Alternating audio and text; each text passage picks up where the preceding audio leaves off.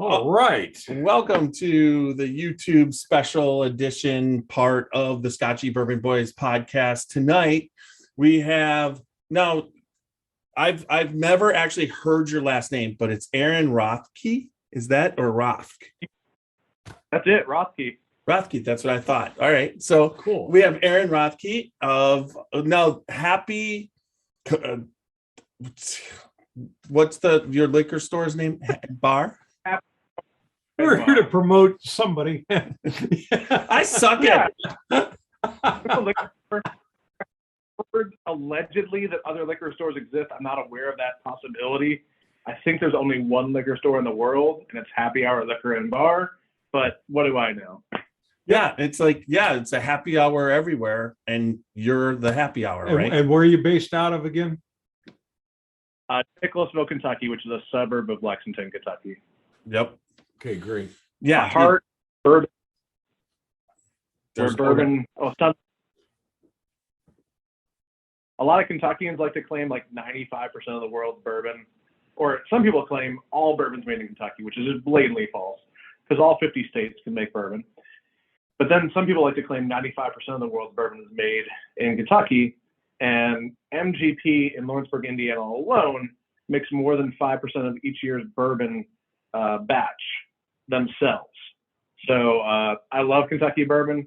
I'm, I guess, technically drinking a Kentucky brand right now, Jefferson's Ocean Voyage 25, which is weeded. That's Enough, it is distilled in Indiana, which tells me it is from MGP in Lawrenceburg, Indiana. Well, we had is Jade Peterson, right? That's the distiller. And right. We just had him on, and they're getting close to it being their own distillate to go on those trips. So I'm excited. A couple of Jefferson barrel picks this year. I've got just a regular single barrel Jefferson's Reserve 100 proof, and then I believe I'm going to get to do a Pritchard's Hill, which is their Cab Sauv finish as well. So I'm excited.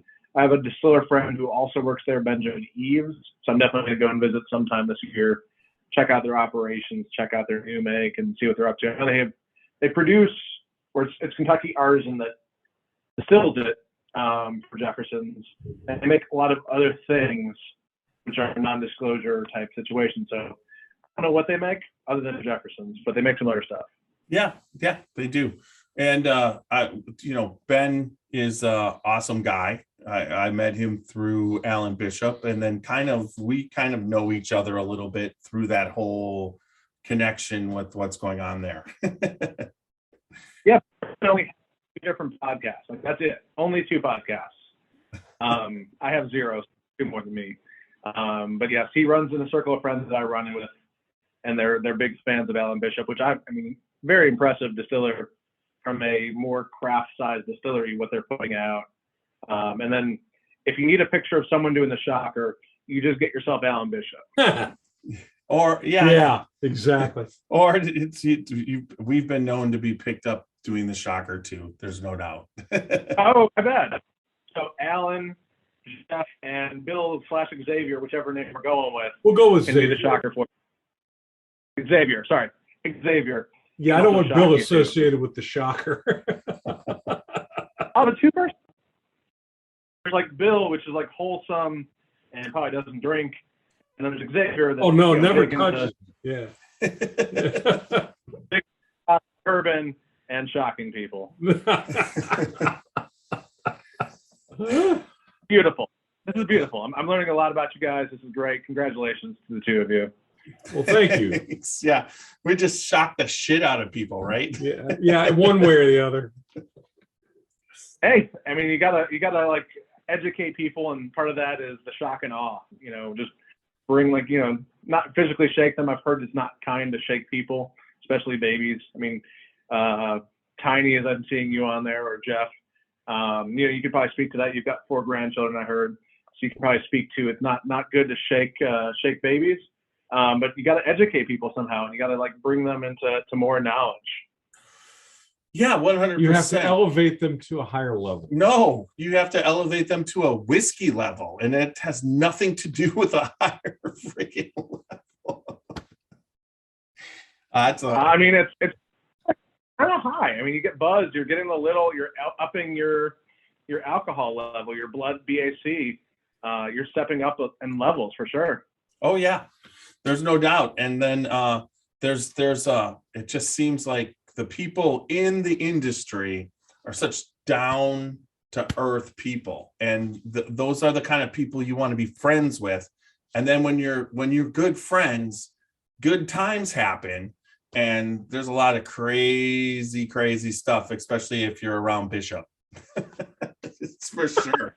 If you're I've only time, and it was a barrel pick, so he was definitely fully representing Spirits of French Lick that day.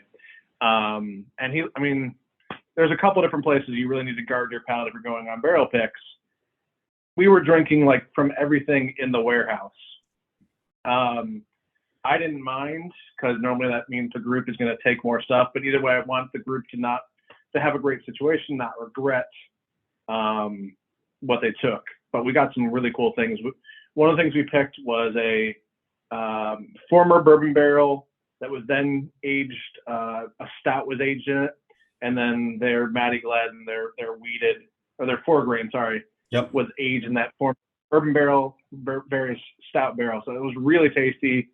I mean, just stout notes for sure, plus bourbon notes. And then we also picked, or the group also picked, a apple brandy finished in a tequila barrel for 3 years, and it came out at hazmat, 145 proof. So that was really spectacular.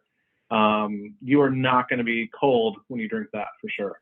Well, I think he actually, when we were there the last time, I think he mentioned what you guys were doing on that pick, because I've been talking about doing a pick, and he was telling me that it just got wild when you guys were picking.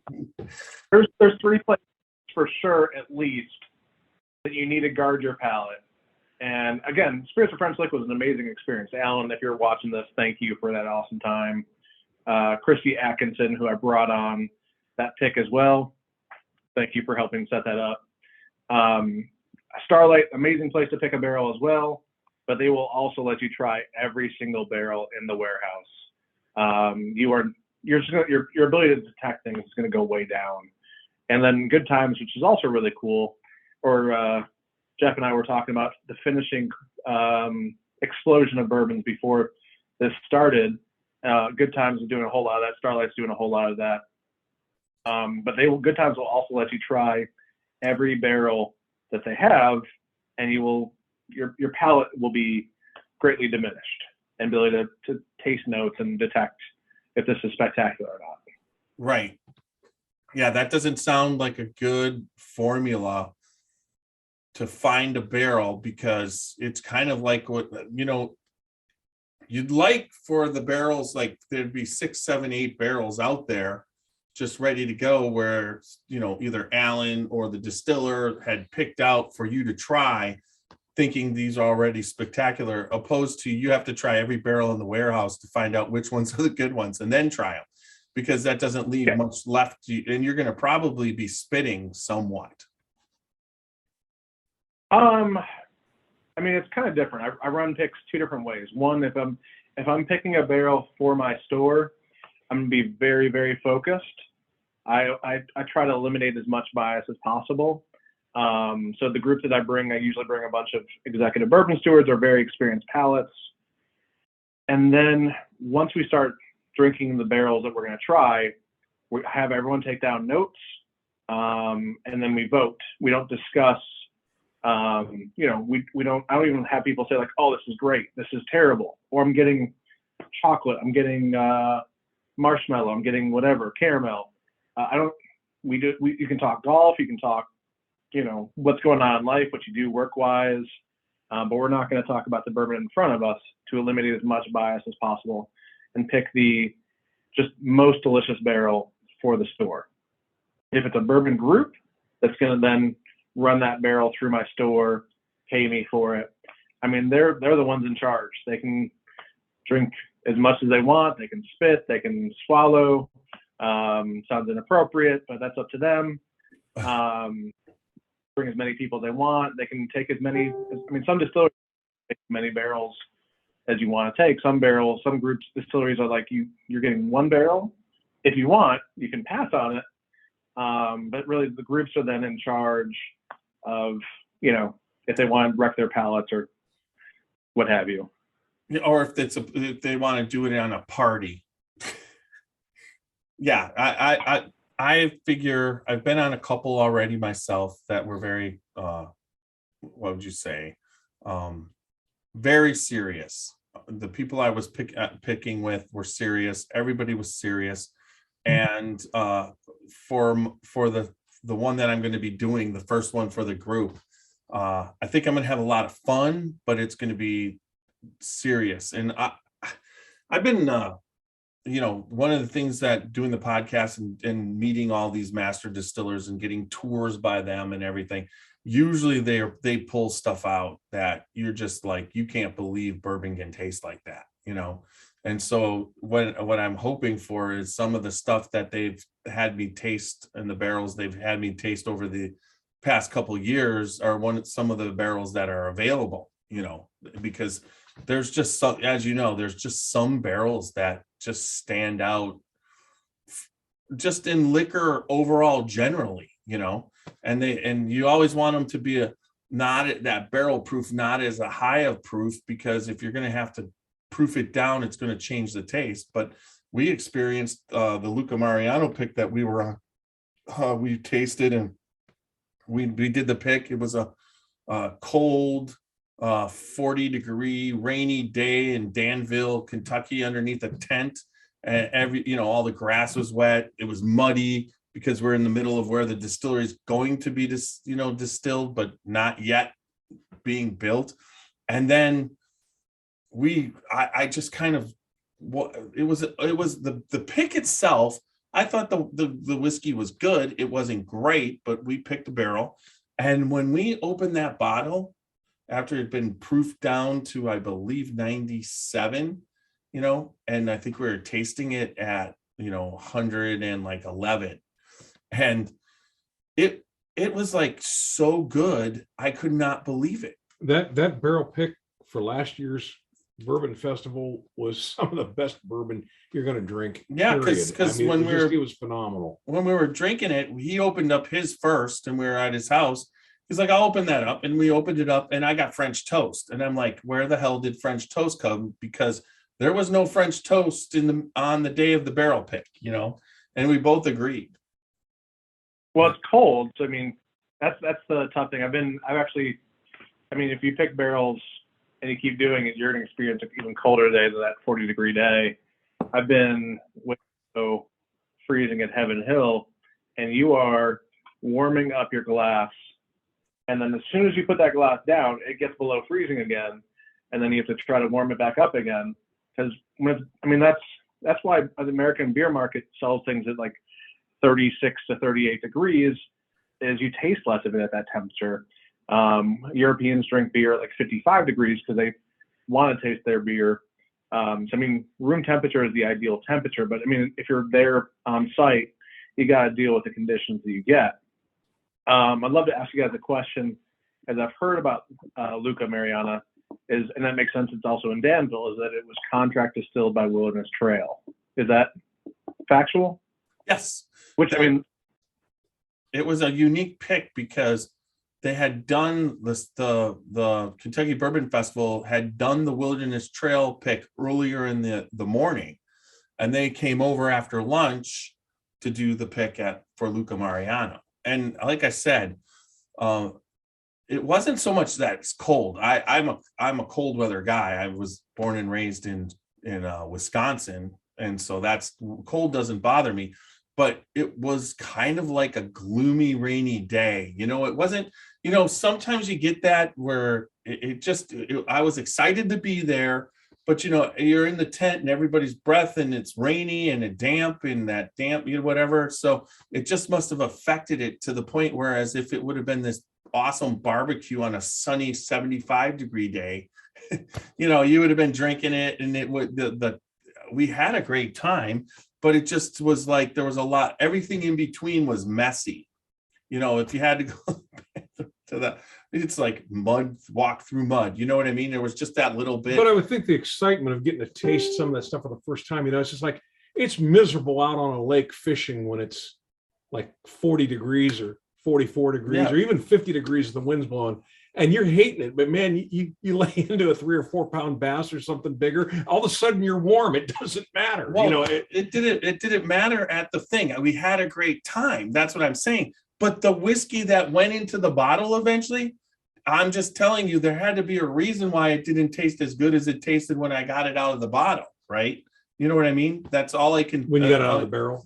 No, out of the bottle. When we drank it out of the bottle, Right. it tasted way more than when we tasted it that day out of the barrel. Out of the barrel. Right. You said bottled then too. That's all. Okay. I just want to make sure Bottled I understood what you were barrel, saying. barrel bottled.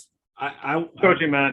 I wasn't trying to gig you. I Absolutely. just wanted to understand what you were saying. I That's all. know you were clarifying it for Right. our wonderful viewers. I'm a little slow on the draw. I wanted to be sure I heard right. Well, Aaron's thank gone- you, gentlemen.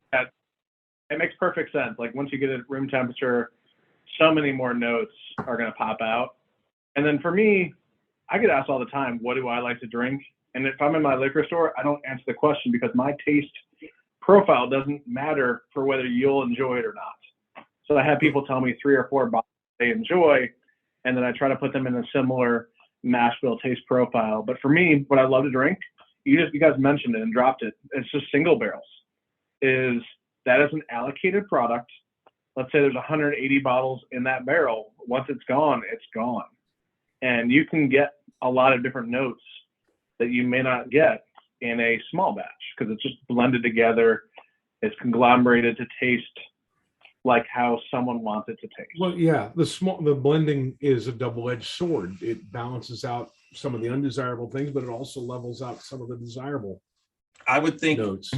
I when it comes to whiskey overall, after doing this for a while, I would have to say the small batch of anybody's bourbon or rye is probably my least favorite. And I find that it seems to be the least flavorful. It seems to be the most conservative. You know, it's not a it's one or two dimensional, not multi-dimensional, you know what I mean? And it's usually, if you've had their cast strengths or their full proofs and you've had their single barrels, when you go back to it, I'd say there's just a couple small batches that I enjoy to go back to. And most of the other ones, it's just like, it's not like I don't like it. It's just lacking now that I've tasted so many different bourbons, and it's almost like you don't want to waste your time. Right? Yeah. No, you nailed it. I mean, there's very few, in my opinion as well, just based on my taste profile, only speaking for that, of small batches that I get excited about. It's rare that I've tasted something I'm like, wow, that just explodes in my mouth. I can flavors. name a small batch that really nails it. I think it's one of mine Please. and my wife's favorites, and that's Four Roses. Oh yeah. I- That's a, and then they were owned by MGP, or the former Seagrams, and kept a nearly identical bill as MGP has. Yep. Yeah, that's Seagram's. And then, yeah, for me, you know, they like that the small batch, and it's the whatever, they've got the 4 different or is it 8? Is it 8 different mash bills, or is it 10? Yeah. And 2 different mash bills, and they run 5 yeast strains through both of those mash bills, which then make up their 10 varieties.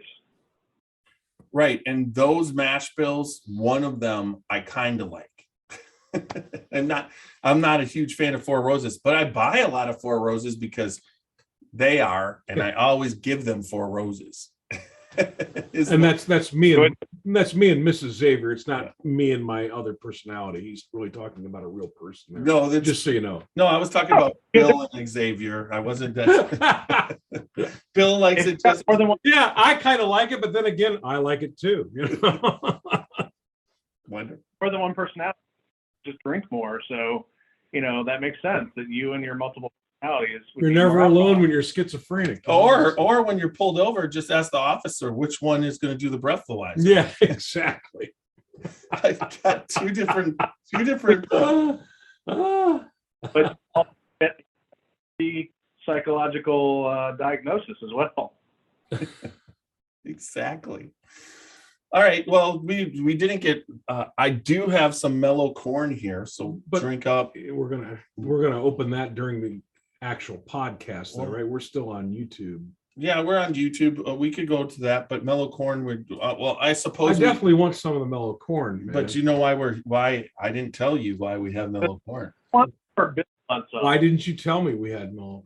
What's the reason? We had talked about it, but today is Mellow Corn Day. Bernie Lubers has said that today is Mellow Corn Day.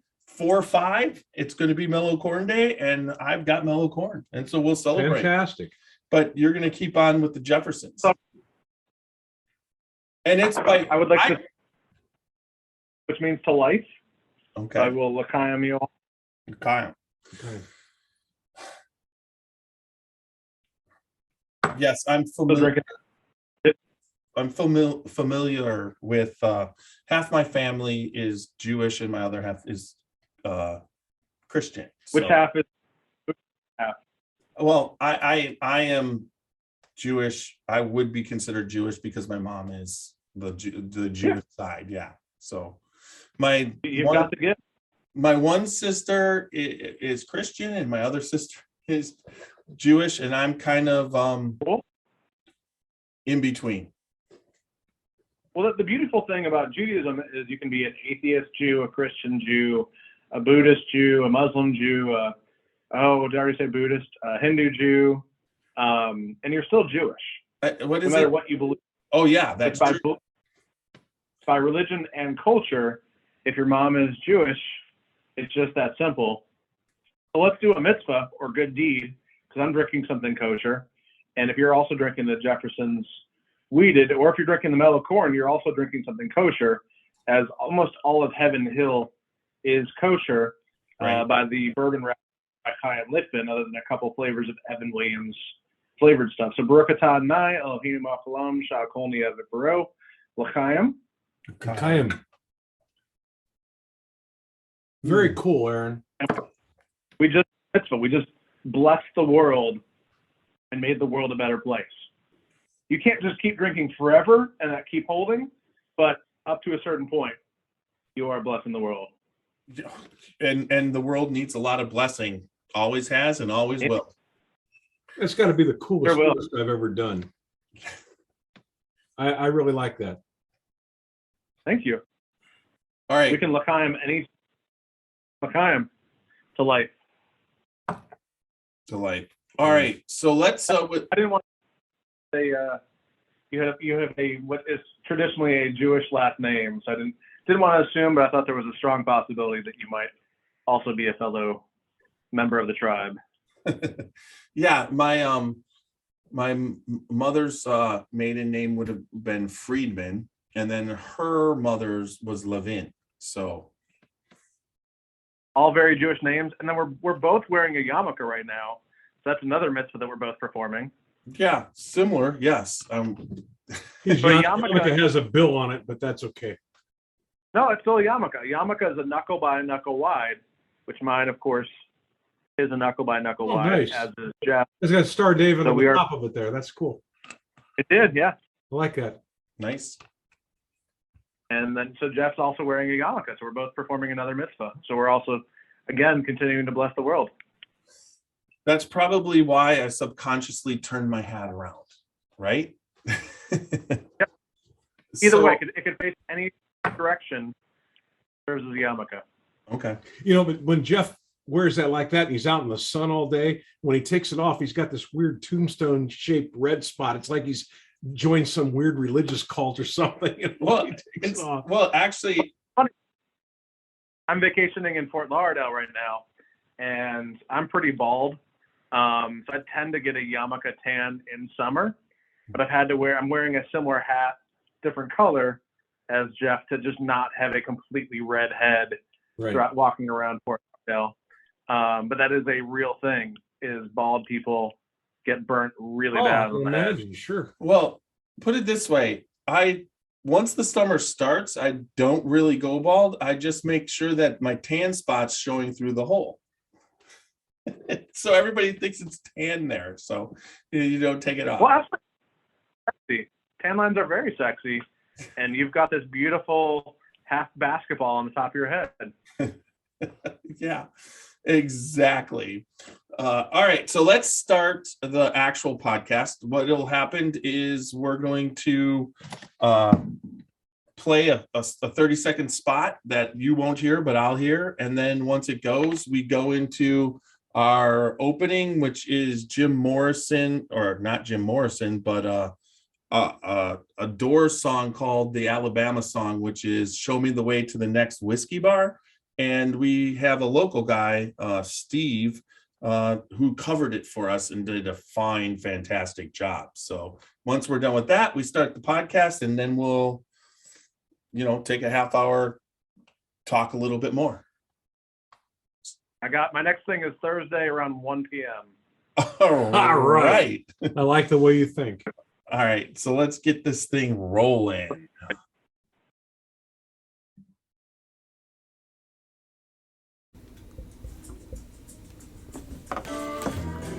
Dant Crossing, Gethsemane, Kentucky. Timeless hospitality that stirs the spirit. Dant Crossing is a one-of-a-kind destination for unforgettable weddings, memorable corporate events, day trips, and weekend getaways. The pastoral campus is anchored by Logstill Distillery and includes an amphitheater that seats 2,000, a 12-acre lake for fishing, and unique lodging options, creating an immersive experience that's rooted in the community and culture of our little slice of Kentucky. More attractions will open soon at Dant Crossing, including our 21,000 square foot distillery, which we will have the ability to produce 15,000 barrels of spirit each year, a network of wooded walking trails, fully functional private train depot, farm-to-table restaurant, and the Legacy, a premier wedding and events venue. Whether you're looking to host an event, book a stay, or reserve a tasting, we're ready to welcome you. Learn more at dantcrossing.com. Spirits of French Lick is proud to introduce the Maddie Gladden Bottled and Bond Bourbon. This 4-year aged bourbon is double pot distilled and non-chill filtered and has a full-bodied mouthfeel with eucalyptus, molasses, clove, ginger, and slight citrus as well as grains of paradise. The finish is long and reappearing on the back of the tongue with notes of pepper, tobacco leaf, and mint cream. All of our spirits are available for tasting and purchase inside the French Lick Winery and Distillery. Spirits of French Lick, respect the grain, please enjoy responsibly, and be sure to follow us on Facebook and Instagram.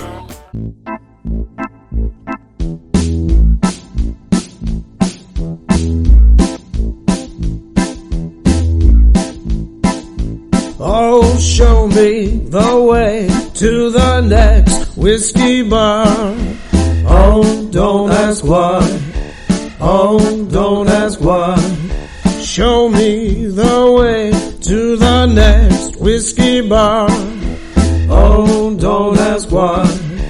Oh, don't ask why. For if we don't find the next whiskey bar, I tell you we must die. I tell you we must die. I tell you, I tell you, I tell you we must die. All right, everybody, welcome to another podcast of the Scotchy Bourbon Boys. I am Tiny, this is Xavier, and Greetings, everyone. Aaron Rothke of Happy Hour Liquor, right, and Bar. All right, Aaron. Yep, the only liquor store known to man. I am fired up after that introduction to the podcast. I am ready to go to the next whiskey bar. I am fired up. Let's do this thing. Let's drink. Let's talk bourbon and beyond. I'm excited. Thank you, Tiny and Xavier. Apparently, Xavier has multiple personalities, if you didn't know already, and Tiny have one. But he is not Tiny, but Tiny. The only reason I that's have how it multiple works. personalities is because I don't like drinking alone. I love that. You will never be having to drink alone. You've got yourself, or someone within you has you. All right, just everybody, www.scotchybourbonboys.com. Check us out for all things Scotchy Bourbon Boys. Top right-hand corner, you can see the YouTube or the Patreon. Click that Patreon, give us support. There's all different kind of things, including what we're drinking tonight in the Scotchy Bourbon Boy Glencairn. That all that type of stuff. There's Scotchy Bourbon Boys t-shirts. Check that out. Please support us on all major podcast formats. We are on YouTube, Facebook, Twitter. Now we are on TikTok, and also we are on YouTube. So make sure you follow us on all those formats. But tonight, with Aaron here, and what we wanted to do is we cover a lot of the distilling side. As everybody knows, we have the distillers on. We do a lot of the tasting side of whiskey, but we want to cover a little bit more on the other side of the selling and distribution side of it. And Aaron kind of does two of those things. One, he's got his liquor store, and then he's got it combined with a bar. And at the bar, you can pretty much get any drink. He loves to serve any way you want it kind of thing. But also you can do some tasting before you buy, and that's a really kind of cool thing. Here in Ohio, that would almost be impossible to do because most of the time, if I'm in a different state, and from now on, when I'm close to Lexington, I'll be going to Aaron's liquor store and bar, but I've stopped off at the Total Wine has that tasting aspect around the country, where you could go in and you could taste. But I take it's not as, what would you say? I noticed that when I was there in Florida, I went to one because we don't have Total Wines here in Ohio because it's all, we could get it at the liquor store, at the grocery store or a liquor store, but they don't have the superstores. They're state run. There's not a lot. So you don't get the Total Wine. So there's no tasting anywhere in Ohio before you buy. Or unless you've tasted it before at a bar or whatever, but that ability to taste. But when I was in Florida, there was only out of, they had probably 600 whiskeys on the shelf. And I think in each category, there was only 3 you could taste. And you had to taste the ones that, they were selling, kind of pushing. Whereas I take it at your place, there's a good amount that you can taste, way more than just 2 or 3, correct? Yeah, absolutely. We've got about 400 bourbons at our bar, which the bar mostly is nighttime and then full day Saturday, just based on when we find people want to drink at our bar.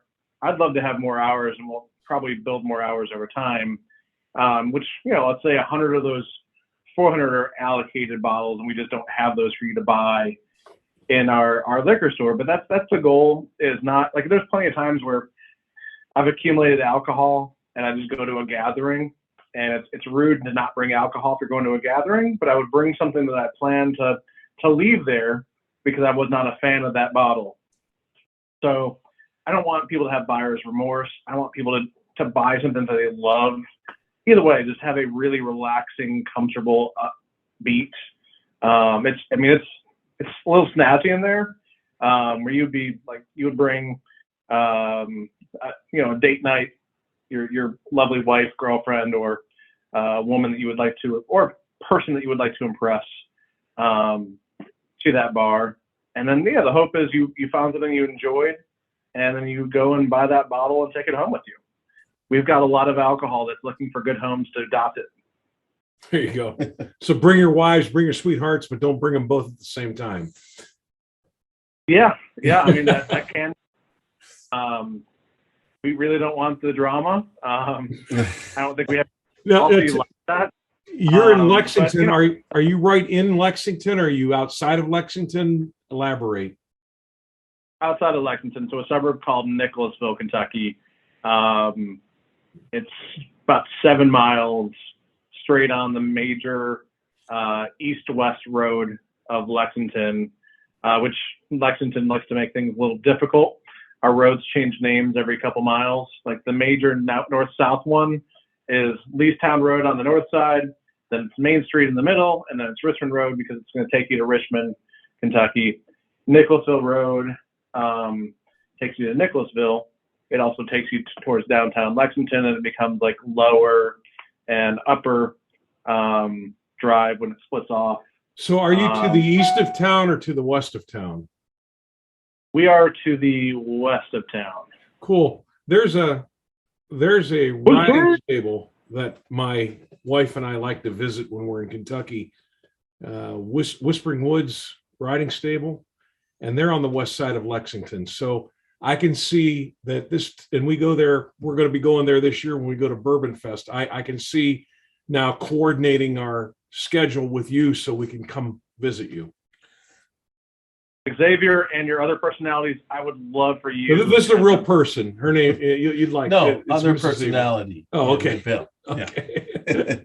Yeah, he wasn't. She was. No, I will be bringing a real three-dimensional person with me, not my imagination. So, one that I've been married to for 38 years. So, allegedly. That's amazing. She even admits that sometimes. Yeah. I'm 38 years old. That's absolutely incredible that you put up with someone as old as me for that. Not that, yeah, she's probably 1 year, but that you're married for that long. And then I know Tiny has 4 grandchildren, so he's probably been with a lovely woman for some time as well. Yes. They're just a couple years behind us, so we're going to be celebrating 38, and he'll be celebrating 36 this year. I'm completely single, so I'm 0 days into a relationship right now. Not even in a relationship, so nothing. So I mean, again, Xavier and the other parts of you that we don't even need to mention today, you've got 38 years on you. Yeah, that's that. But anyhow, we digressed. I want to come visit you. I want to see your establishment. Yeah. Well, I mean that I cannot having your. Go ahead. So sorry. I can't wait to meet you and your imaginary wife of 38 years. There you go. Yeah. There you go.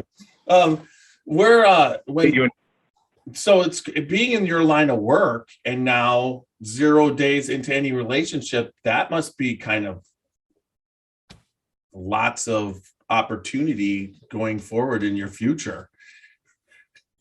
God willing. I'm a pretty monogamous driven person. I like to, not attempt to just have a lot of, plant my seed in a lot of different places and see what grows. So I'd like to focus my energy on just one person. And, I'm a little Jewishly observant. I tend to believe, that God is going to put someone amazing in my path. You still got to be a vessel to get that blessing. You got to be putting in some work, trying to, make some connections, ask people out on dates, ideally treat people well. And I think I have no doubt in the meantime, I'm building a business. I'm investing in my future. I am drinking some delicious bourbon on the regular. In moderation would be what I would advise. So right now, I'm investing in myself. I'm a massive work in progress. So maybe, it's like there's the whole cliche. It's me, it's not you or something. Like legit, it might be me. Maybe that's the reason I'm single. There you go. There you go. But there's that awesome dating platform, bourbonfinder.com, right? Absolutely. I mean, again, I'm looking for people to adopt bottles. I need a bourbon to adopt me too. Maybe like a bourbon brand or some allocated barrels to adopt me. Whoever's listening out there, I'm interested. There you go. All right. So tell us about this business you're building. What got you into it? What steered you this direction? How did God tell you that this was your path? Absolutely. I was fired in March of 2020 via COVID, working as a accounting supervisor at a nonprofit, and they decided they didn't need an accounting supervisor anymore. I've been in entrepreneurship before. I would say stupidly tried to open a restaurant. I was successful at opening the restaurant. I was highly unsuccessful in running a restaurant. One of the best pieces of advice I could give anyone is don't own a restaurant. No, but if you're hard and passionate, there's ways to do it. I'm just joking on that part. For me, it came with declaring bankruptcy, losing my house, good life lessons, learned a lot. I did learn a ton from that. It was a very valuable experience, even though I suddenly owed a lot of money. I tried to open a trampoline park, which I'm still 38 and have an inner child. I was trying to be the first trampoline park in Lexington. We now have multiples of those.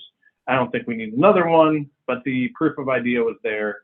I took a long path to bourbon, which my liquor store and bar focus on bourbon, but of course we're a full spectrum liquor store, full spectrum bar. Started off not liking alcohol at all. Was able to acquire a taste for like wheat beers and lagers and Hefeweizens. Somehow got myself into like fruity cocktails, and then into tequila, and then aged tequila. Aged tequila got me into bourbon. Chad Huffman with the group Mythical was the first bourbon group I was in. Back when he lived in Lexington, he would let me just try a lot of different bourbons, and eventually I was able to like tolerate some. And then quickly thereafter, I was like, I loved it or thoroughly enjoyed it. And then, most people's palate changes over time as well. I started with like wheated bourbons at like 80 to 90 proof, and now I'm like rye whiskeys at like 120 proof, and then my palate's still going to change over time as well. So seeing bourbon groups buy full barrels of bourbons, and seeing the average liquor store owner not even do anything with social media, and I'm huge on using social media. I'm huge on networking. I'm twice a president of Lexington Young Professionals Association. I was like, I can tap into my networking ability. I can utilize social media to promote my liquor store and bar, and I can work with lots of different bourbon groups on facilitating barrels of bourbon. The store I bought was, let's say, breaking even, not doing well at all, making ends meet, probably not even paying the owner a salary. So I was like, all right, it's already existing. The worst I can do is essentially break even. But I knew that I could grow a business a lot. So, making the store look a lot nicer, adding a nice bourbon bar, utilizing social media, which again, if you're following on, you can see me, if you're listening to me, which I'm sure you can do one of the two possibilities there. On Facebook, it's at Happy Hour Liquor KY, where the bar is at Happy Hour Bar KY. That's both Facebook, Instagram. The website is www.happyhourliquorandbar.com/shop. I'm sure Tiny or Xavier will plug that somewhere, and you'll be able to see it. Or in the comments. If not, reach out to me. I'm not hard to find. Aaron Rothke. You can see my name up there. That is actually my name, unlike Tiny there. Just joking. Give me a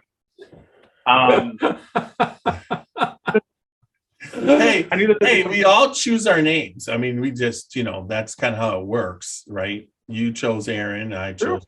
I didn't do that for you. I didn't just type you in. Now, the name of this meeting is your name. Yeah, I'll give you that. I did name the meeting. And he named it after you. How novel. I appreciate for making my name way more popular. Thank you to both you gentlemen. I hope you're listening. If so, I would love to invite both of you on a bourbon barrel pick. I knew that there'd be some great options. Yeah, that'd be cool. I need some celebrities to go on barrel picks. I'm trying to think of if I've had. Not other than like the distillers. That's about the most famous. Or a couple. I've had some podcasters. Christy Atkinson has 2 podcasts. Benjamin Eves has 2 podcasts. I've had some people that own distilleries on barrel picks in the past. But like I need like Dwayne Johnson or let's see, some other cool people. Star Trek. What's his name? Chris Pine. Patrick. Oh, or Patrick the other guy. Stewart? Patrick Stewart. Or what's Shatner. oh yeah, William Shatner, who's a member of the tribe as well. So was Leonard Or Nimoy. went to my high school, Harrison Ford. Harrison Ford, I'd love to have you on the podcast. He's also a member of the tribe. He's gonna be busy. He's got some remaking of films to do, so he might be unavailable.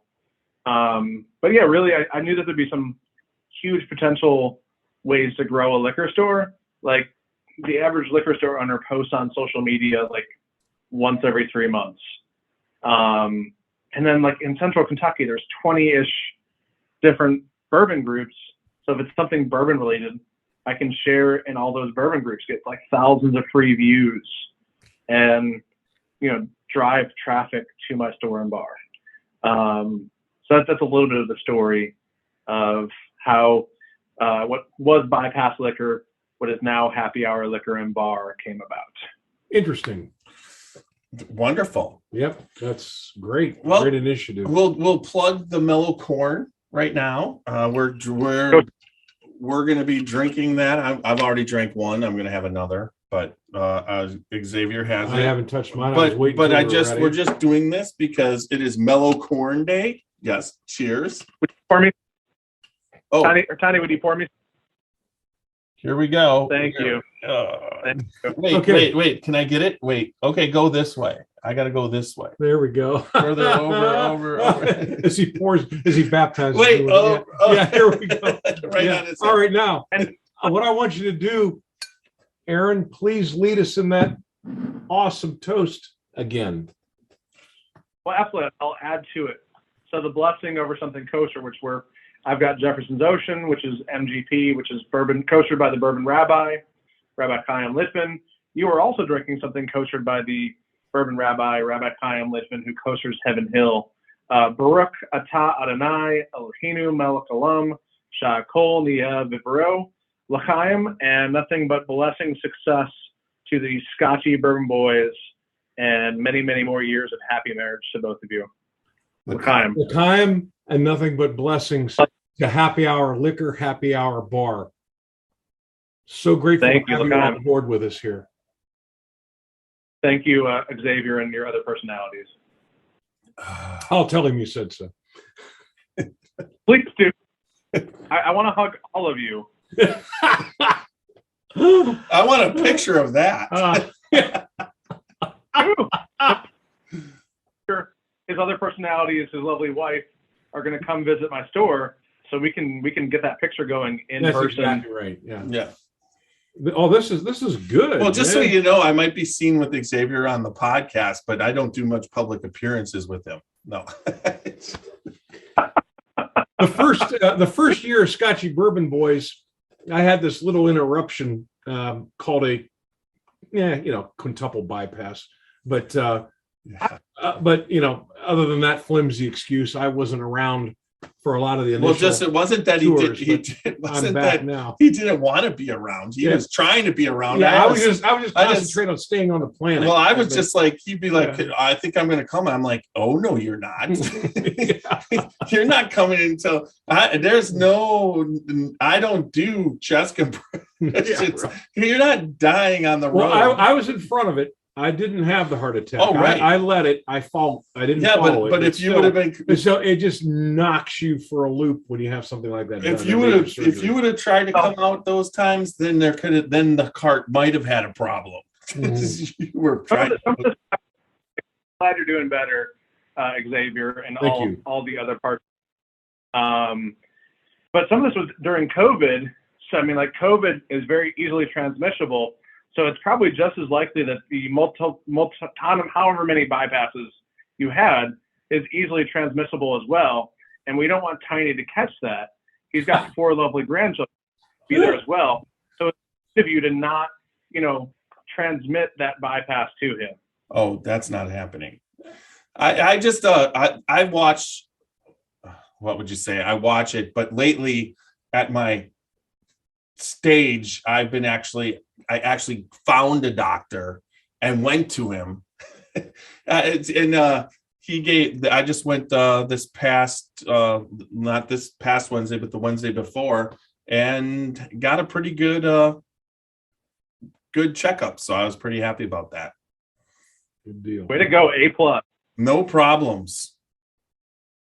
Baruch Hashem, bless God's thank God. That is amazing. And Xavier, I really truly hope that you are doing a lot better and in good health. Thank you. I am. I feel Yeah. good, and I'm in pretty good health, and I'm getting my strength back and getting my endurance back, and almost like was the people that do the fire cleanup, like it never even happened. So getting there. Thank you. Shoot, what's that company? That could be a sponsor on the Scotchy Bourbon Boys. Shoot. I can't even think of the You name remember of that the company. commercials though? That was their tagline. Yeah. Like it never even happened. Yeah, but Super Nash, who also was podcasts with us, okay, he actually is AB Fire Extinguisher Services, so he covers that for us. He does But he doesn't all do the fire fire cleanup extinguisher. though. Oh, but I'm sure he'd do it for me. I mean, there's a lot of flammable stuff behind you there, like some Oh. nice bottles. And if it went up in flames, it'd be like never happened. He would get you all those bottles again. There you go. There you go. That's what he does. But I don't know. That would be. I had one fire in my life, and that was enough. So hopefully, no more fires. I've one night in jail, and that was also enough nights in jail for me, or I guess a holding cell. Apparently, if you drive on a suspended license, they like to throw you in a holding cell. They kind of take that Um, seriously. Well, hopefully you weren't driving drunk on a suspended license, because that's even worse. No, That's never, what they never do. to my knowledge. That's Not to be very careful, Taylor. One DUI can very easily have me not be a liquor store owner or a bar owner anymore, or and that makes perfect sense. despised by the community, because I think a liquor store owner is just basically one step above a politician. So, you got the same kind of responsibility, where if all of a sudden the liquor store owner's going around getting DUIs, people don't go to that liquor store. It's just, I don't know. But either way, I love that I'm above politicians. And I like that just because I'm a retailer as opposed to being a politician, that 50% of the world just instantly hate me because I have a letter attached to my name, whether that's a D or R. But as long as you treat people well, you market your business well. I mean, the liquor store owner before me, I mean, I'm the third liquor store owner of what was Bypass Liquor, now Happy Hour Liquor and Bar.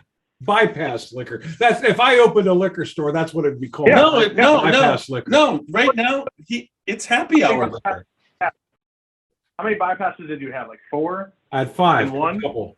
I didn't even know there were 5. 5 possible until he had it. I'm like, Yeah. what? He's like, Well, they told me 4, and then when I woke up, nearly 15 hours later, they told me, "Yeah, you had a quintuple bypass." I said, "Wait a minute, you said it was going to be a quadruple bypass."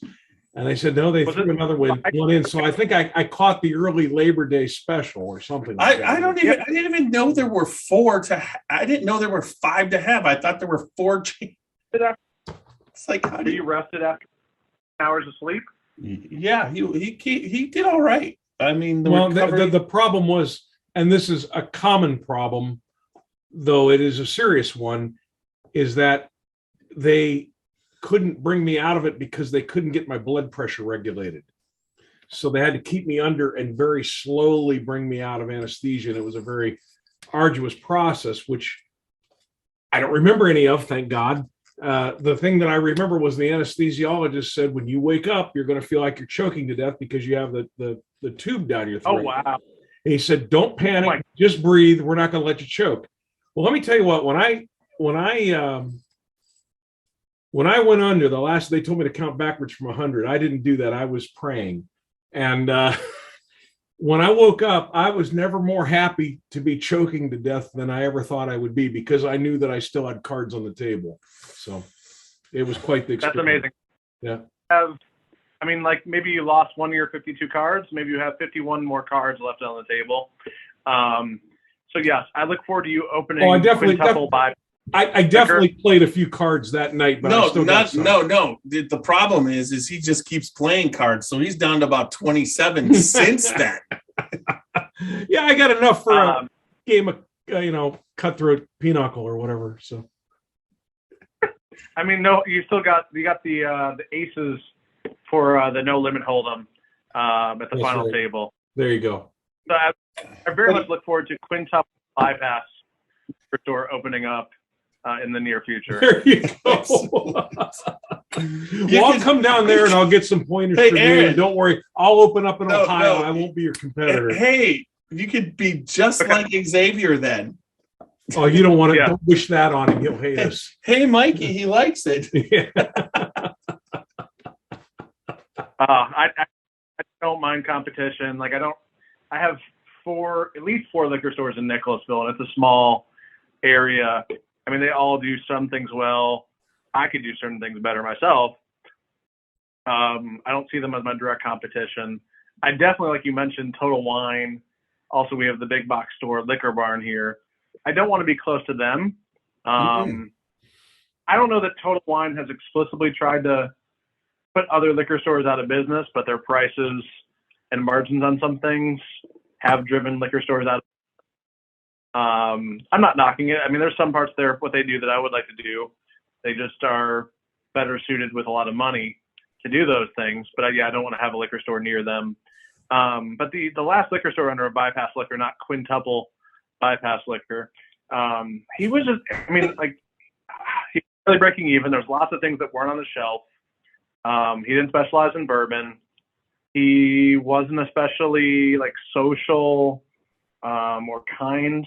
And then like the employees were just iffy. They needed a lot more training, a lot more knowledge.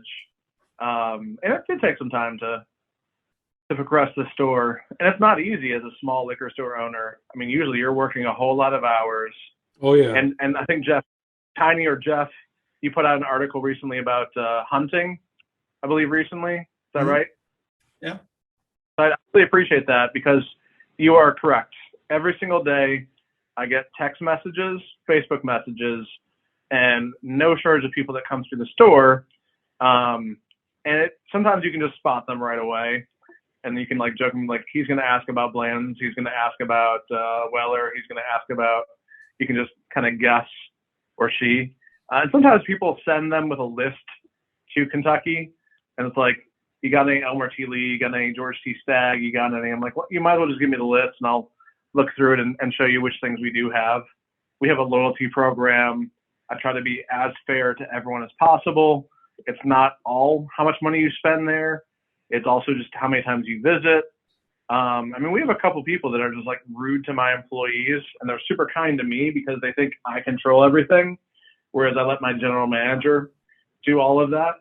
But I'd rather them be mean to me as opposed to my employees. My employees don't deserve that.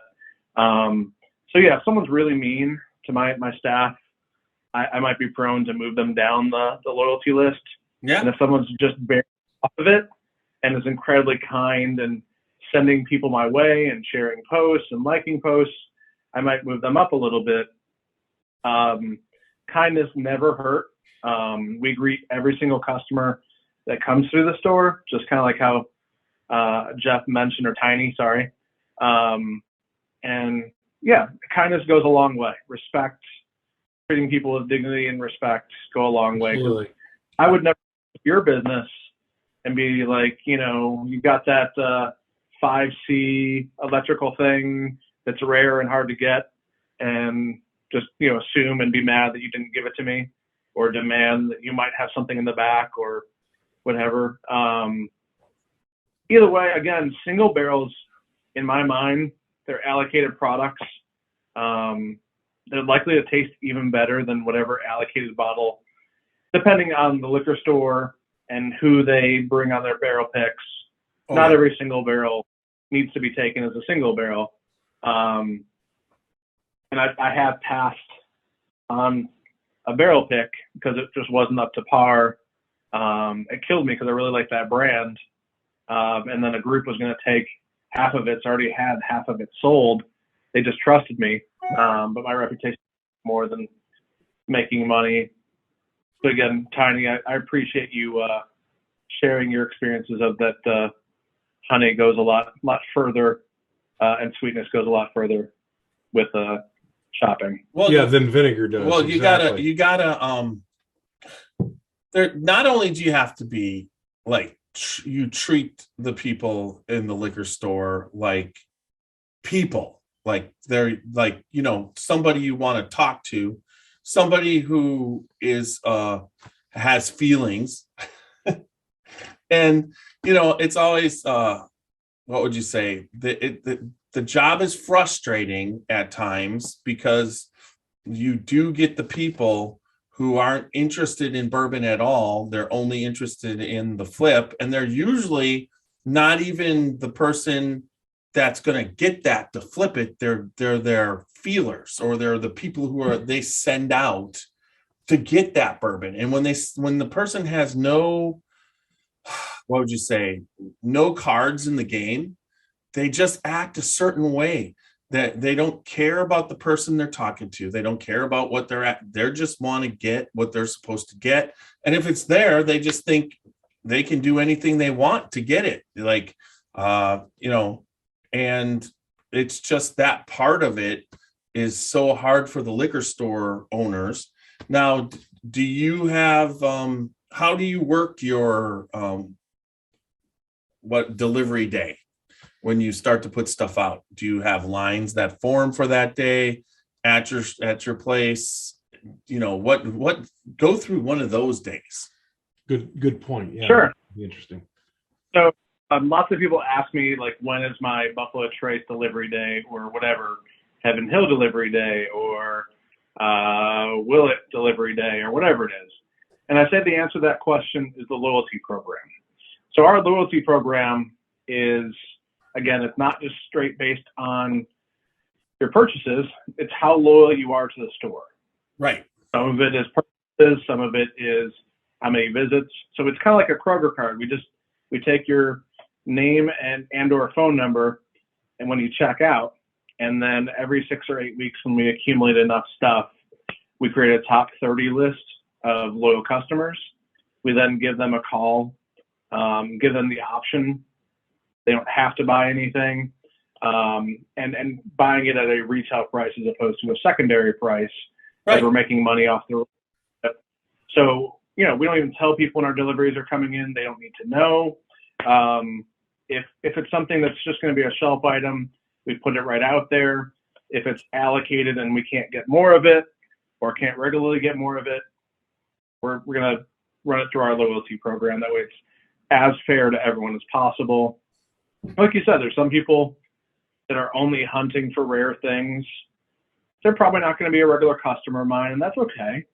Hopefully they find what they're looking for in another place. Lots of times I just tell people, you know, you might want to go to Buffalo Trace on an off day, bring a few friends, hang out in the parking lot, and they release something every single day of the week. Twice a week it's blends randomly, and then other cool bottles of theirs as well. And if you just really need whatever bottle it is, I mean, like Justin's House of Bourbon, we'll have it if price is not an option. A couple other stores will have it if price is not an option. Or, of course, the bourbon secondary market. You know, I'm trying to develop relationships with my customers, educate them, inform them, help them find tasty things that they'll love, and then distribute the rare things that we can't get much of as fairly as possible. Now, your loyalty program, is that something that you just have to sign up for? Is there a membership fee or anything like that, or is it just totally free? No membership fee. The only time we're going to call you or email you, we don't even email you. We don't even ask for your email. The only time we're going to call you is to let you know you've been selected to be in our loyalty. And these are the bottles that you can purchase this many bottles. And these, would you like any of these? You can say yes, you can say no, doesn't hurt you. No cost to sign up. When you sign up, it's just your first name, your last name, and your phone number. Wonderful. That's a great idea. When you go purchase things, you know, before we take either cash or card, you know, it's kind of like a Kroger, well, not a Kroger card. I don't know what grocery stores you have up there, but some kind of loyalty, I don't know, Walgreens, CVS or something where they scan your little card thing. Giant Eagles. We don't have, we just tag your account with pulling up either your last name or your phone number. Mm-hmm. Yeah, Nice. the way I work it is I pretty much, it's in my store. I know the manager. We talk regularly. It's at my grocery store. So if I'm at the grocery store, my wife's picking something up, I'm going to pop in at the end and start talking. It'll be at, you know, they close at 9:00. I might be there from 8:30 to 8:45. Tomorrow's Wednesday. So on my lunch tomorrow, I know what's going on there. So I'll pop in, see what he's got. Now, he doesn't release the allocated stuff till Saturday morning, which is great for me because that Saturday morning, it doesn't matter what's there. The people there are what I'm looking for that get in the line. So I pretty much got to know everybody. I give out my card. I talk to them. And then if I'm sixth in line and I can get a bottle of Blanton's, or I'm fourth in line and I get a Colonel Taylor small batch or a Colonel Taylor barrel proof, you know, the better it is. You know, it's great. That's how I get, I do executive bourbon steward tastings. I need to have bottles that are of nice whiskey that are ready to go for the tastings, so I can offer some nice stuff. And when we live in Ohio, so if I'm doing a tasting, I'm not overcharging for the bourbon. I charge for my services. You know, I have glassware, you know, I bring the glassware. I've got tasting mats, you know, I've got, you know, all the information and research. And my wife came up with this, but the toppers for the Glencairns, if you can see that, they're actually nice. They're actually like a bamboo, and the plastic ones everybody uses, right? They're clear and everybody has them on top. You see that? But this just goes over the top, and it looks exactly like a barrel head because my logo is a barrel head. So she's like, "Well, these are really cheap, and you could just throw them away. They're like half a cent a piece." And, you know, the plastic ones are all like 35 cents a piece, and you'd want to collect them and wash them, but a half a cent a piece. And then she made she just got a metal stamp, you know, ink stamp, and you just stamp them. And so if, you know, you collect them or whatever, and then just, you can use them. People can keep them for, you know, just a little momentum from the thing. And I mean, that was one of the cooler things. I don't think anybody does that on tasting. We're likely to start including some like magnets in some of our orders that we get to people, so that way they just have it on their refrigerator. Check us out every so often. Really, do you ever do those virtually? Those tastings? Virtual tastings, you ever do those? Yeah, I have that. I've got it set up. That was my last podcast I went through. So I have the ability to do virtual tastings, and I can do many different things. One, we could talk about the like, if I was going to do a virtual, we would talk about what the bourbons were or the whiskeys you wanted to taste. And if you had them, you would have them and I would have them, you know, whatever. And we do the tasting. But I have the ability to make the tasting mats, send a kit with the Glencairn. I can also, if you need me to get the bourbons, I get the bourbons and then send us 2-ounce samples of each one, so that or I send 4 2-ounce samples if 4 people are tasting, and then I taste along online. So the virtual thing I've got set up, I've done it twice. And then one time we did a tasting at a meeting, and I had four separate Zoom people on, but I think there was a total of 8 people plus the meeting. I mean, fact, but I've got a way to help you out with those virtual ones. You do? All right, we can talk about that. Yep. I would love. I'm trying to help out, people be more successful with alcohol in moderation, of course. Well, Yeah, of course. I mean, even my tastings, when I take it, if it's going to be 3, I'll do 1.5 ounce pours. If it's 4, I'm only doing 1 ounce pours. And if there's large groups of people, like this last corporate tasting was the biggest challenge because it was 25 people tasting 4 whiskeys. That's 100 Glencairns.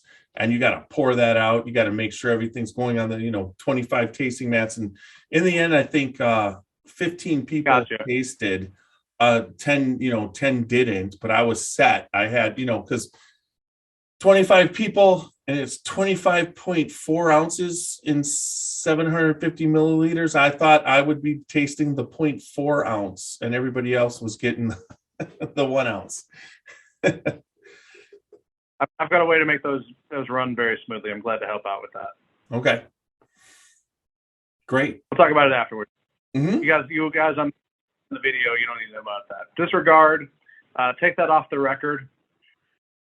I have no idea what you said. What did you say? What were you talking about? Huh? I must have fell asleep.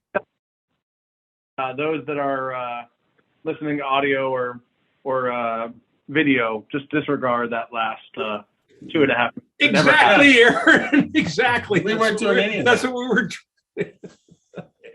were. I have no idea. Yeah. Anyways, so that's one of the things that I've, overall, just all the different things, putting it out there, all the different ways to do it. I'm, what would you say, flexible. And we deal a little bit with the barrel room here, and we just want to keep it on the up and up. That's what you want to do.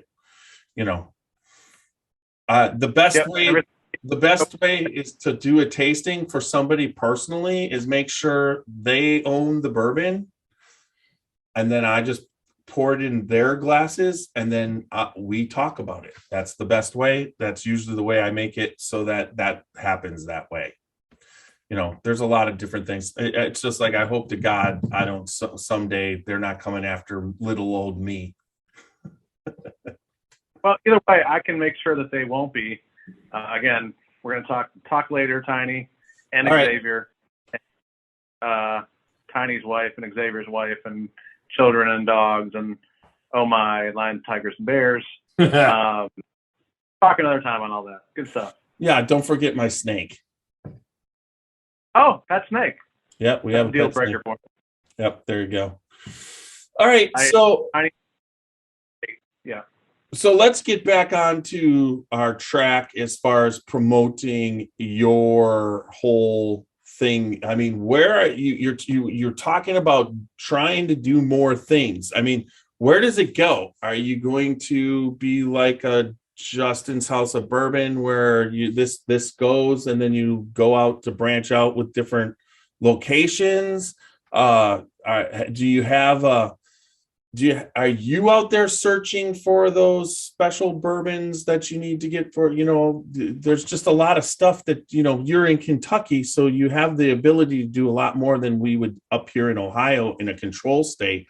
But I mean, do you have a spirit director that's, trying to obtain these, unattainable liquors? You know what I mean? How's that working? Great question. A couple of questions there. And I mean, one is, Kentucky is very different than Ohio, and it's controlled and prices and what have you. And every state that you guys might be listening in might be very different as well. I mean, a lot of bourbons are made in Kentucky. So we have access to a lot more bourbons than most other states do. And some states have access to bourbons that we don't have. I mean, like, a distillery, and I've brought multiple distilleries to Kentucky and partnered them with a distributor. So yeah, we have more shelf items than probably anywhere else, and that's just natural. The way allocations work in Kentucky, it's based on your sales of that product's family. So if you want more rare Buffalo Trace products, you need to sell more Wheatley vodka, Fireball, 99s, Myers rum, Takua brandy, Tito's. Gentleman, Kentucky Tavern. There's so many that I'm forgetting. I mean, even Buffalo Trace has been allocated the whole time that I've owned the store, which is 19 months. So I mean, even that is hard to come by. So really, I mean, the way that if you want your store to have, at least in Kentucky, more of those rare items, you know, buy Fireball, buy 99 Brands, buy Wheatley Vodka, buy Kentucky Gentleman and Kentucky Tavern. So do you have the client base after buying that, what would you say, the store, you know, you purchased already existing liquor store, and there's that base client that it makes up 80% of all alcohol drinkers that loves their brand. They're going to come in semi-weekly, daily, whatever, and they buy the same thing. They'll buy the Tito's, or they buy that vodka, or they buy Jim Beam or Jack Daniels. Did the store come with those base customers, or have you had to cultivate that aspect also? Let me answer that a couple different ways. I mean, of course, the store was averaging $780,000 in sales per year. So that came with a certain clientele. Many of those people are still customers now. Last year I did 2.1 million in sales. So I'd almost tripled the sales of the store. So I had to grow sales tremendously and bring in clientele, whether that be bourbon groups with full barrels of bourbon or just more people shopping through my store. And that's not even including the bar sales. So yeah, I've just grown it tremendously. I mean, thank God. I mean, my employees work incredibly hard. They've learned so much. They care about the business. They care about helping people. They're good, genuine human beings. Perhaps some of them are better than human beings than I am. And I think highly of myself. Like one of them, a day named after them in Cincinnati called Be Kind Day, or Kindness Day in Cincinnati. That's named after one of my employees from like when they were in high school. They fundraised for a organ transplant for a family friend and fundraised well over 20,000. And that was just amazing. And she was recognized in Ohio for that. And that's someone I get to be close friends with and interact with on a daily basis. So I'm very, very fortunate. I mean, I have via networking, via social media, have a lot of friends who want to support my business. I think I do a good job on social media. So lots of people ask me questions, try to get me to not get them rare things, but like just new releases like this Jefferson's Ocean Voyage 25, where they just came out with the Ocean's double-barreled rye. And if I promote it, people want to buy it, and I want to help them adopt that bottle and take it home and give it to a good house, as I like to say jokingly. So yeah, I've grown the store tremendously. I mean, the plan is to open more of them, same under the Happy Hour Liquor and Bar name. My business model is, in my opinion, different than Justin's House of Bourbon, and nothing wrong with Justin's House of Bourbon. They're incredibly successful, even more successful than I am. I mean, if you are looking for a rare bottle, odds are they have it. Yeah. I mean, they charge a little bit. If you're looking for a rare bottle and you're a multi-billionaire, sure. Yeah. They do charge for, some outrageous prices, but they got stuff. I thought it was just cool seeing it, because if they weren't charging what they charge, you wouldn't even see it. It would be gone and it would be drank. So, I get it. I get there's a market for that. There's a special aspect, and they're filling up. The most basic definition of worth is what people are willing to pay. Yeah.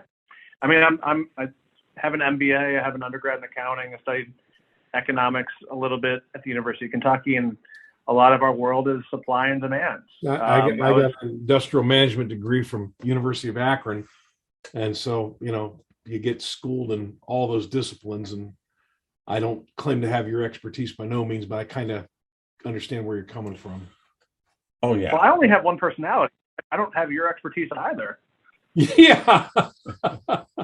I have twice your expertise. He's The other comment I was going to make when you were talking about your employees, if they're that helpful, and that's, if that's how they are, basically, that's a reflection on you. I mean, you're being very modest, but that's a reflection on you.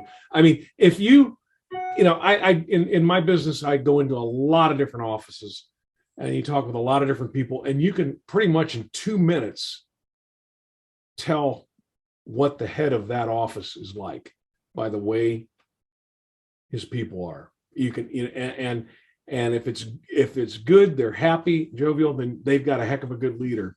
And if it's bad, well, the fish stinks from the head down. So Thank you very much. I appreciate that. I don't, disagree. I have strengths and weaknesses. I'm a massive work in progress. They certainly alleviate some of my. Yeah. Oh, absolutely. Hopefully we're still growing as people. Oh. But they alleviate a lot of my weaknesses. I mean, I'm good at talking with people. I'm a massive extrovert. I'm not always the most detail oriented. And I mean, my people, mistakes happen, but they prevent just about all of them. But they came to me amazing.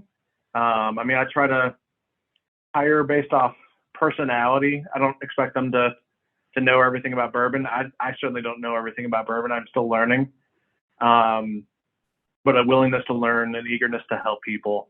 So hiring off personality and then training them for the job that they're in, and hopefully promoting them. I like how you said they'll make some mistakes. That's exactly right.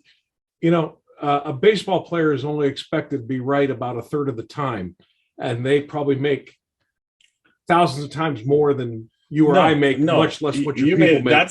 So if your people only make a few mistakes, that's awesome. Just so you know, that's what good. you just said is a great baseball player is only expected to exactly a great one. Yep. It hits a third of the time.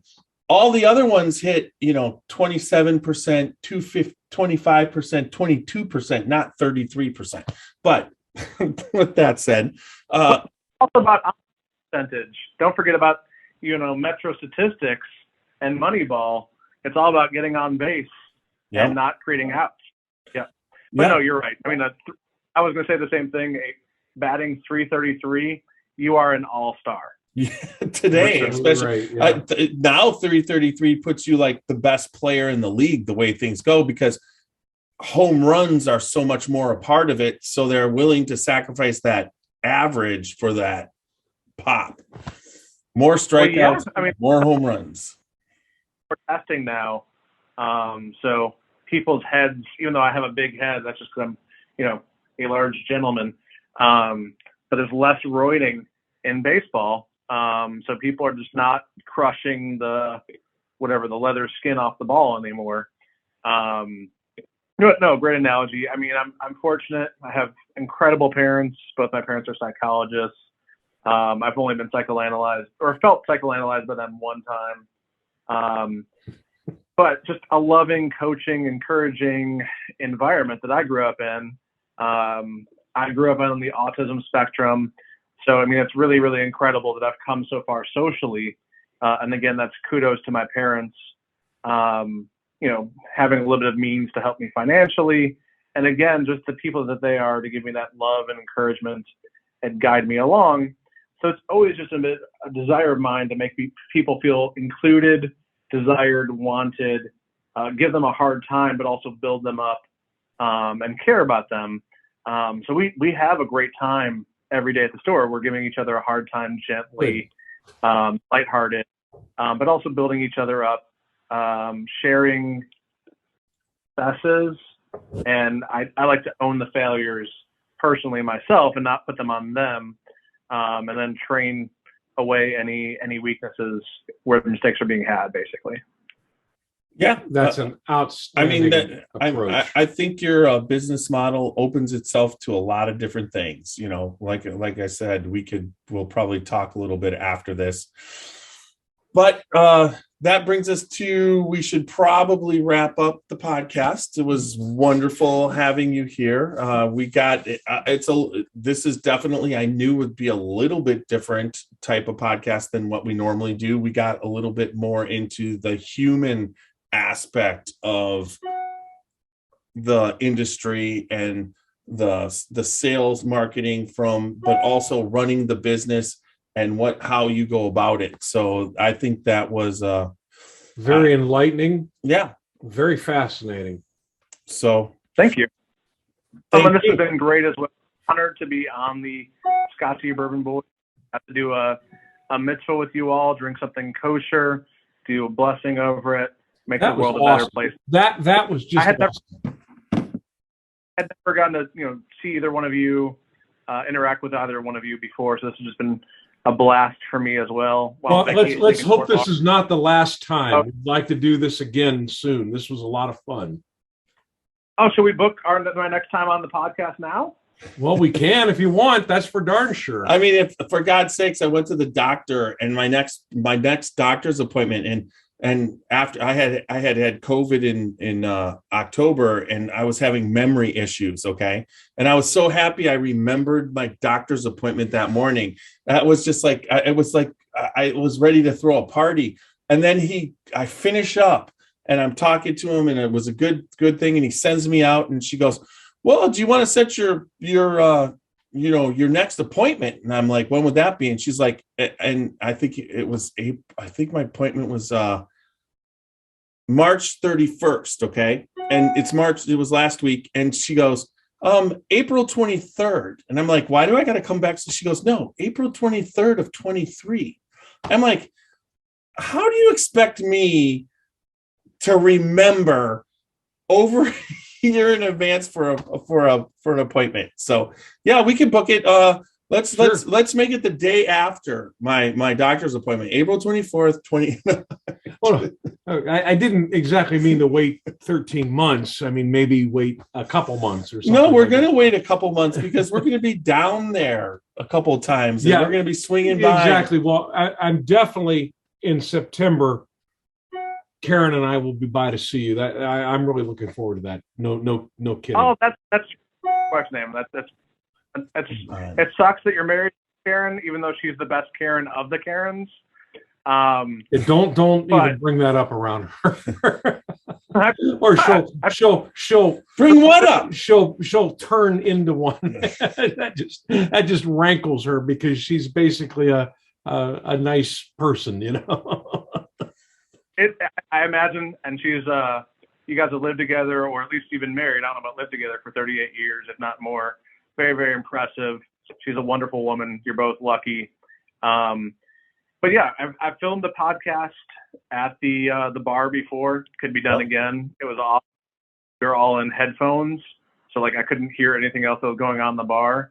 But I could see people having fun and pointing and laughing. Joke. They didn't actually do that. But it was great. It was an awesome time. I'm honored that you guys are going to come visit. Love to have a drink in person. Of course, we could film the podcast in person. Yeah. To the audience, you guys are amazing. Thanks for having me on. Well, I'll tell you what. Well, Tiny. We know that you guys.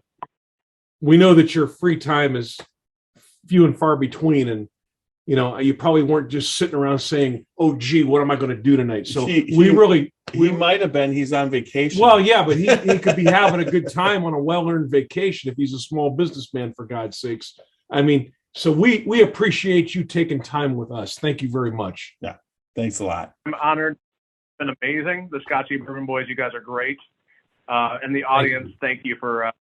I'll plug the store one more time. Please do. On Facebook, it's at Happy Hour Liquor KY, and then the bar at Happy Hour Bar KY is both Facebook and Instagram. And then for the website, we've got 15 different barrel picks right now. A lot of other bottles on there as well. www.happyhourliquorandbar.com/shop. thank you, gentlemen, again. This has been amazing. Thank you, Aaron. Thank you, Aaron. And everybody, that wraps up another awesome podcast of the Scotchy Bourbon Boys. Remember, www.scotchybourbonboys.com. Check us out. Listen to us on your favorite podcast format. But whatever you do, if you listen to us on YouTube, you're part of us on Facebook, part on Instagram. But whatever you do, leave good feedback and comments and like and subscribe. So with that said, remember, everybody, good bourbon and whiskey equals good times, good friends, and remember to go out there and live dangerously. Night, everyone. Thanks for joining us. Climb. The climb. I am.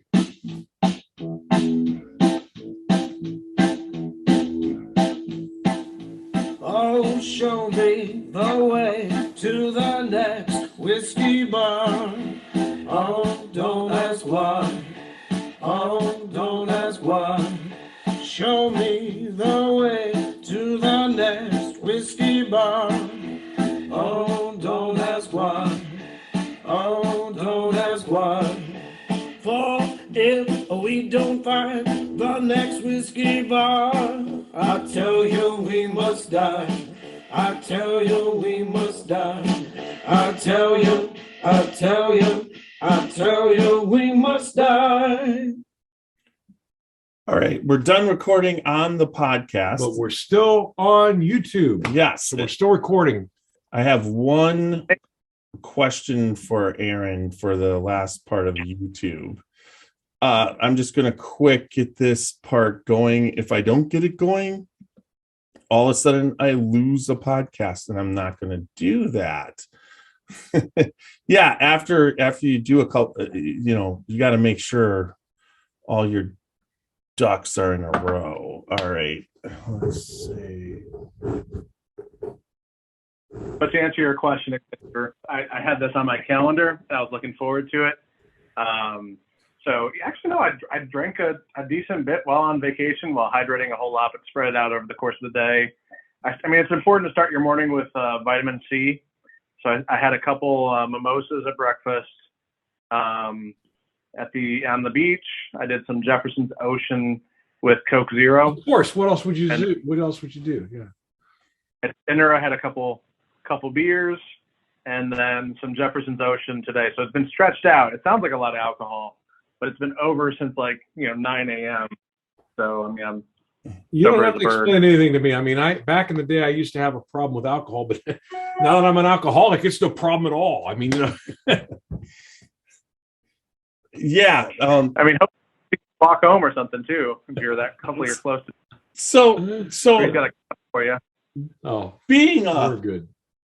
liquor store owner, give me one of the funnier stories of you and your employees dealing with a customer that was just completely crazy or amusing, because Like dying to get his or her fixed. or not just that, or how they showed up. Did they, they could, what was one of those good stories? Because there's got to be a bunch of them, because I know that exists, but there's got to be one that stands out.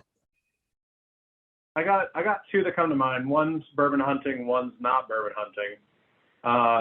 So I'll start with the non-bourbon hunting. Early on, I was working like 6.5 days every week, about 80 hours a week. As I didn't want just a warm body working for me. I'd rather, be there, impact the business myself. So I was working one night. I don't remember what night it was. And someone came in. I'm like, "Hey there, good evening." And he's like, "You want to finger my butthole?" And I'm like, "What?" And he didn't use butthole. He used a more aggressive term. I don't like to swear that much. But he's like to finger my butthole. And I'm like, "No, thank you. I hope you have someone to help you with that." He's like, "No, I have a girlfriend, but she won't finger my butthole." And I'm like, "Well, I'm sorry, that sucks. I mean, if that's something you really are needing from your significant other. Maybe that's not the right significant other for you. So that was just the most aggressive comment that I had gotten. Yeah, I would there say was- aggressive is a mild term. Yeah. Yeah. So And I afterwards, got, you're like, what the shit? Exactly. I mean, if it was not there, like I have a different personality when I'm not inside my business or not representing my business. I'm not the only one. Okay, you just admitted it. Got you dead to right. I don't have different. I highlight different parts of my personality. Right. Yeah. Okay. have- Okay. All right. Yeah. As he walks. One- Yeah. Okay. No. But also, see what I do. I start off being tame with someone. I'm a perverted person, and I just offend people or make people uncomfortable. So once I understand where someone's personality is, their sense of humor, Right. Of course. I'm going to try different stuff. And that's kind of similar with the two of you. As I learned more about you guys tonight and interacted with you more, I opened up a bit more, played some jokes, hopefully lighthearted. But Sure. I didn't start out that way. So here in Fort Lauderdale, no one knows who I am, so I can let loose a little bit, be a little bit just freer, a little bit more indifferent with what I say and do. Whereas in my liquor store and social media and this podcast, everything I say and do affects how people view me or my business. Right. And I'm very honored to get to employ some awesome people. So whatever I say and do also affects their livelihood. So I take that very Totally. seriously. Yep. Still get to have a great time there. Where was I going with the story? So yes, I got propositioned to play with someone's butthole. So that was an interesting night, very memorable. Another story. I got a phone call asking how many people are working, if someone else is coming, and then again, like no one else is coming. And I handled the phone call very poorly. I should not have said how many people are working, who's coming, who's going. So I felt very scared that night, and I learned a lesson on how to handle some weird questions. Like we don't tell people when people are working next, whose car is what. Baruch Hashem, bless God, thank God. The liquor store has never been attempted to be robbed or what have you, but that's also a concern when you're hunting bourbons to keep in mind is people work in a semi-dangerous field. So again, please show them some respect, treat them as a human being. I'm lucky my liquor store is in a nice neighborhood. It's well lit. Either way, we have security measures in place. Like to not use them. Police take good care of us. They watch us closely. That was an interesting story on hunting. A story. I wasn't working at the time. Either way, all my employees know the system, know the information to share with people. Someone came through and aggressively asked for a bunch of stuff, and my employee was like, the way to get that would be our loyalty program. Shared all those details. He kept after it. He's like, I know you got some. He's like, I don't. And then the guy was like, I know you do. You've got some in the back. You could sell me if you want. And I actually kind of like my employee's answer. He said, actually, we do, but I'm not going to sell you any. And he didn't say, because you're acting like a jerk or a D. But I definitely respect my employee and how he handled it. Again, I don't know if the people on the YouTube got to hear all the audio as well. Every 6 to 8 weeks, we accumulate stuff. We give a call to the top 30 people on our loyalty list, taking care of the people taking care of us. So that was just a very, very aggressive attempt to manipulate allocated bottles from an employee. Another one, someone called the store and I answered.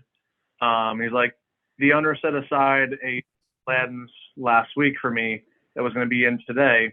Is it in? And I'm like, sir, who did you talk to here? Because I'm the and we've never had this conversation before. So then I explained the loyalty program to him. He instantly backed off his approach and then wished me well, basically. Another time, one of my employees got a phone call saying, "I know that your distributor delivered this bottle to you today. Is it in? Can I buy it?" And the employee was like, I mean, you shouldn't even know that. It wasn't true. We didn't get that bottle. And then like the answer again was, we have a loyalty program. We're trying to be as fair to everyone as possible. Normally, I mean, the vast majority coming from owning a restaurant in the past where people are very critical. I read every review of my restaurant at least 4 times, maybe 5 exaggerated, and were very over the top in how they described my restaurant, but I got the reputation I deserved. Whereas in a liquor store, most people are incredibly happy to be there and cannot wait to give you money, because that means they get to take alcohol home. So it's a wonderful, upbeat place. You meet really cool people. I mean, the downside you have to come to terms with that some people are struggling with alcohol addiction. Yep. And they're just going to go to a different store if you don't sell to them. Mm-hmm. And they're just going to go to more extreme measures to get that alcohol. But you still have to come to terms with that. Yep. I mean, when I started in the store, we'd have some people that would come 2-3 times a day. And I'd rather them just buy enough to last them all day and not drive. It's terrible. Some people, either way, alcohol in moderation is a wonderful thing. Alcohol beyond that lead to some really bad decisions. Pretty much most things in life beyond moderation can lead to bad decisions. So. Well, yeah, and it is part of the industry, but it also is a reality, and exactly what you just said. If it's not you, it's the place down the street. So like you said, we're all big people in a universe, and most of the people like that are that way because whatever their lives and their paths led them to where they're at. And some of them, have a path out of it, and some of them have a path that they're down that path and they're never coming back. But that the industry has that aspect, but it's just like anything else. You can just say anything about food you want. It's kind of like people are in the same boat with food. If you eat, you can't stop an overeater from eating, and in restaurants don't not sell them, or the grocery stores not going to sell that person that food. It's pretty much similar. I think there's probably more people who abuse food than alcohol, because I think the ramification with the alcohol, though, if you abuse food, we pretty much don't have to worry about you getting into a car and killing somebody. Although that is one thing, but that's the key like he's taught, but they're like some of the people that I see, they're not even getting in the car. They're just walking down from their apartment or their area and picking it up, because that's what they do. Right. It's also in their car. I mean, people that I sometimes abuse food. It's a vice that I have. I might go through weight gains and weight losses, weight gains, weight losses. It's been my life since I've been 13. I mean, there's still a cost to humanity from that. It's less drastic per se in just one moment as perhaps someone drank driving and did something horrible and hurt someone. But, being overweight like myself, we could be a toll on like the healthcare system and other people paying into that. Yeah. As well as loved ones depend on us. And thank goodness, they caught the quintuple bypass and were able to get you in better health. Yeah, like by a matter of days. I was told, if not hours. So yeah, it was a little closer than I cared for it to be. But hey, I'm here. It could have went sideways and it didn't. So thank God, here I am. Not the Scotchy Bourbon boys without you. Well, thank you. Well, sometimes I wish it wasn't. Yeah. Thanks. You're Here, Leclerc.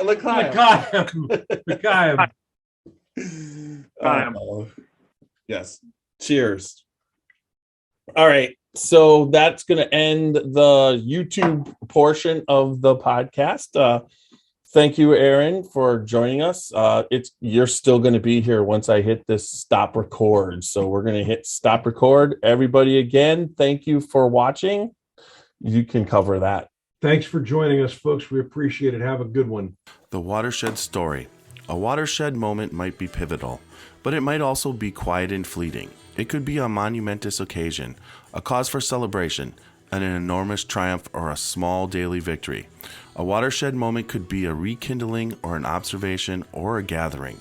Any opportunity to relish with friends and family. It's whatever you choose to cheers to, who you're gathered around, and whatever's worth celebrating.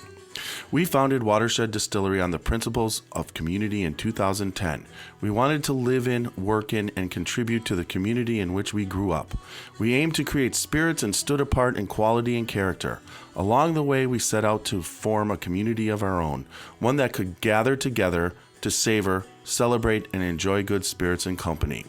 We've grown from a tiny little still and 2 guys in jumpsuits to a dedicated team of over 40 people and 2 much larger stills. If you're ever in the area, stop by so we can introduce you to our team and pour you some of our award-winning bourbon. Creating it was our watershed moment, but we want to hear about yours.